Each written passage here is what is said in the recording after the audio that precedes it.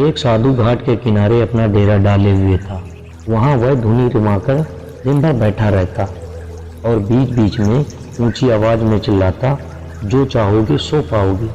उस रास्ते से गुजरने वाले लोग उसे पागल समझते थे।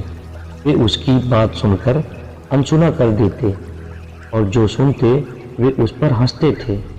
एक दिन एक बेरोजगार लड़का उस रास्ते से गुजर रहा था। साधु के चिल्लाने की आवाज उसके कानों में भी पड़ी, जो चाहोगे सो पाओगे।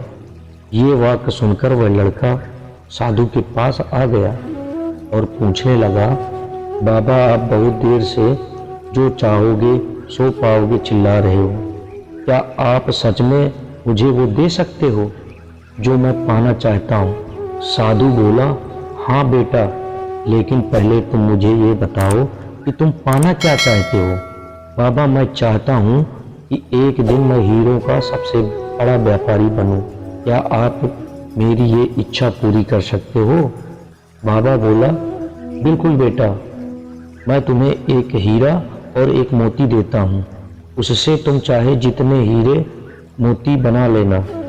साधु की यह बात सुनकर युवक की आंखों में आशा की ज्योति चमक उठी।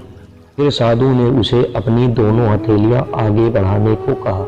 लड़के ने अपनी हथेलियां साधु के सामने रख दी। साधु ने पहले उसकी एक हथेली पर अपना हाथ रखा और बोला, बेटा ये इस दुनिया का सबसे अनमोल हीरा है, इसे समय कहते हैं। इसे जोर से अपनी मुट्ठी में जकड़ लो।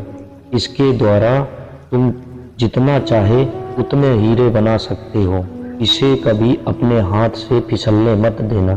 फिर साधु ने दूसरा हाथ युवक की हथेली पर रखा और कहा, बेटा ये दुनिया का सबसे कीमती मोती है, इसे धैर्य कहते हैं। जब किसी कार्य में समय लगाने के बाद भी वांछित परिणाम न प्राप्त हो तो इस धैर्य नामक मोती को धारण कर लेना।